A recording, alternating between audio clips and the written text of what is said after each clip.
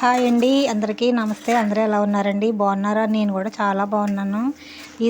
ఇది శ్రీరామనవమి వ్లాగ్ అండి. కొంచెం లేట్ అయింది.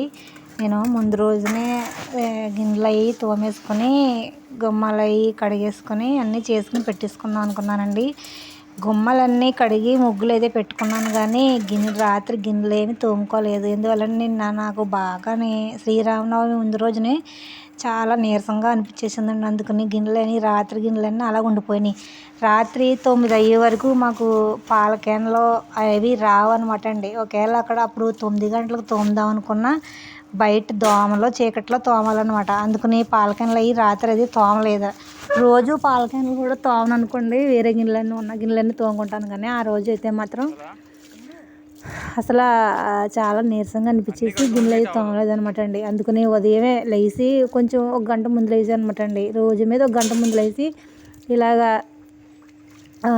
గిన్నెలన్నీ తోమేసుకుంటున్నాను అనమాట అండి. తోమేసుకున్న తర్వాత ముందు రోజున గుమ్మాలి కడుక్కుని ముగ్గులు పెట్టేసుకున్నాను కదా, అందుగురించి వాగలు తుడిచేసి ముగ్గులు అయితే పెట్టేసుకుంటున్నాను అనమాట అండి.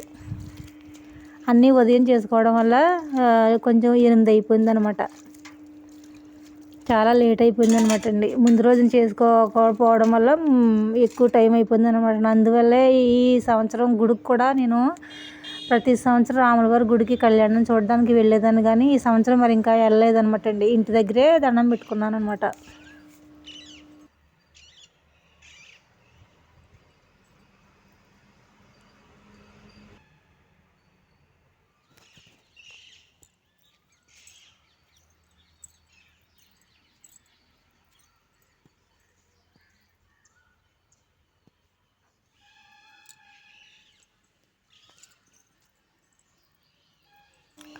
ఈ ఎండకే కనకాంబరాలు, పసుపు కనకాంబరాలు అయితే బళ్ళై పూసేస్తున్నాయి అనమాట అండి. చాలా ఎక్కువగా పోతున్నాయండి. నీళ్ళు పోసి కొళ్ళు ఎండాకాలం ఎక్కువగా కనకాంబరాలు అయితే పూసేస్తాయి అనమాట అండి. ఇలాగా నేను కళ్ళకి వేసి ముగ్గు పెట్టుకున్నానండి. ముగ్గు ఎలా ఉందండి?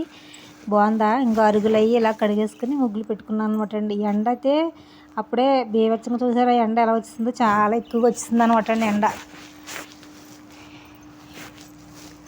పొద్దున్నే ఇలాగా కొబ్బరి చెట్లు అయ్యి అడ్డుగా ఉండి కొంచెం 10 అయ్యే వరకు పెద్ద ఎక్కువగా రాదు, కానీ కొంచెం ఈ కొబ్బరి చెట్లు అడ్డుగా ఉంటాయి అనమాట అండి. ఇలా అక్కడక్కడ ఎండ కనిపిస్తుంది అనమాట. ఇలాగైతే ముగ్గులు పెట్టుకున్నాను అనమాట అండి నేను.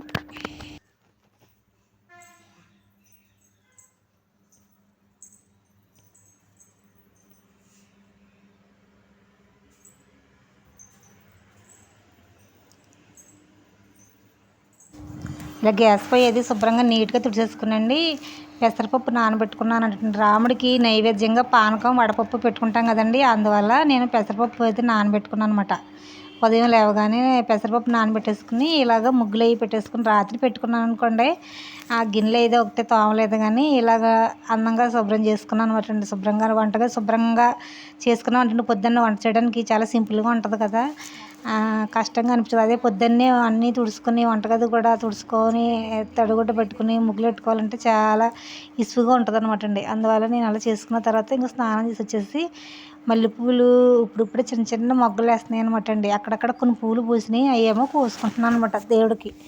మందార పువ్వులు కూడా మందార చెట్టు బాగా నీడొచ్చేసిన వలన పువ్వులు ఎక్కువ పూయడం లేదనమాట అండి.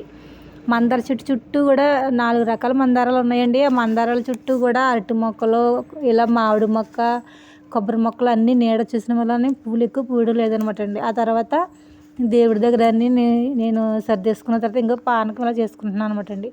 ఒక గ్లాసులో వాటర్ తీసుకుని అందులో నేను ముందు బెల్లం పొడి తయారు చేసుకున్నాను కదండి, ఇదివరకు వీడియోలో చూపించాను కదా.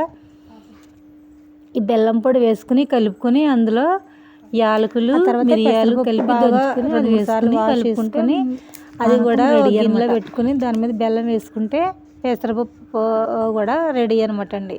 ఆ తర్వాత దండం పెట్టేసుకున్నాను అనమాట.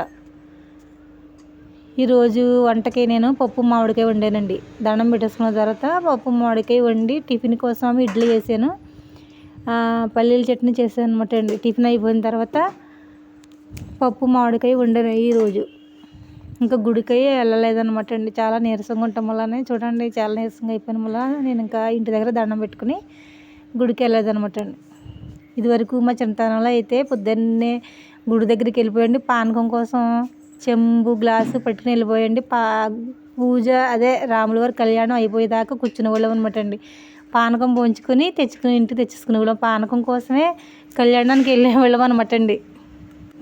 ఇలాగైతే నేను అరటిపళ్ళు కొబ్బరికాయ కొట్టుకొని నైవేద్యాలు పెట్టుకుని దేవుడికి అయితే రాముల వారికి నమస్కారం చేసుకున్నాను అనమాట అండి.